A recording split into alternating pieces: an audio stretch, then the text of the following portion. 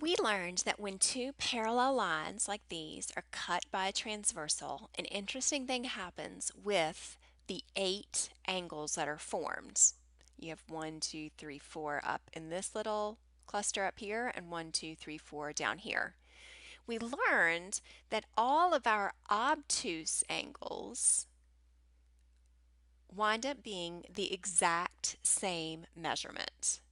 So I'm going to mark all the obtuse angles in red. Remember, obtuse angles are the ones that are more than 90 degrees. They're the ones that I kind of think of as like a guy sitting in a lazy boy kind of leaning back, right? Those are the ones that are going to be the larger measurements. That leaves all the acute angles, I'm going to mark those in blue, as matching as well. So all of the blue angles are going to match, all of the red angles are going to match. So when we see these two angles that are marked, we can see that they're not forming a line. If this angle down here were actually marked up here, well then they would form a line and we could add them together and equal 180. But that's not the case. These are what we call vertical angles. I might have told you before, I think it's the dumbest geometric term they came up with. There's nothing vertical about these, but that is the term that we use for angles that share a vertex but no sides. So they are kind of opposite each other. We learned that these vertical angles are always congruent.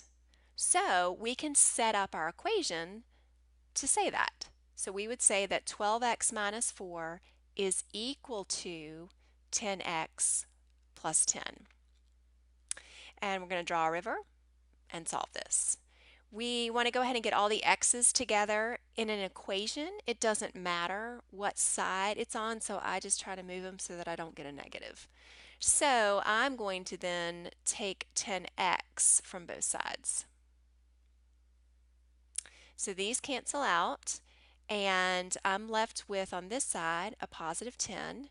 And then here, 12x minus 10x is 2x minus 4 with an equal sign in the middle. And so I'm now at a two-step equation. I've got a Klingon and a lonely guy. I get rid of the lonely guy by adding 4 to both sides. When I do that, these cancel out, and I have 2x equals 14. I'm going to scroll down so I have a little bit more room here. And then our last step is to divide both sides by 2.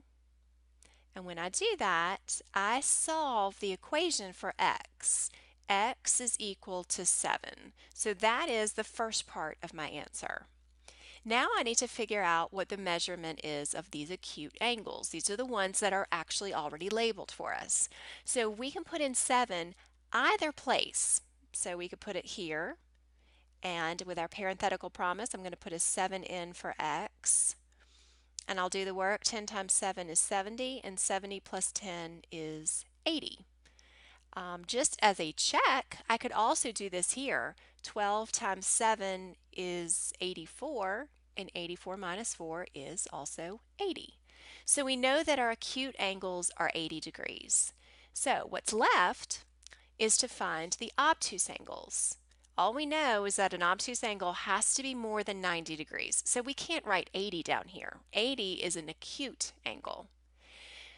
How are we going to figure this out? Well, we talked about this a little bit earlier. This red angle and this blue angle form a line, and a line has 180 degrees. So if I already have 80 and I need 180, then that stands to reason that the obtuse angle is 100 degrees.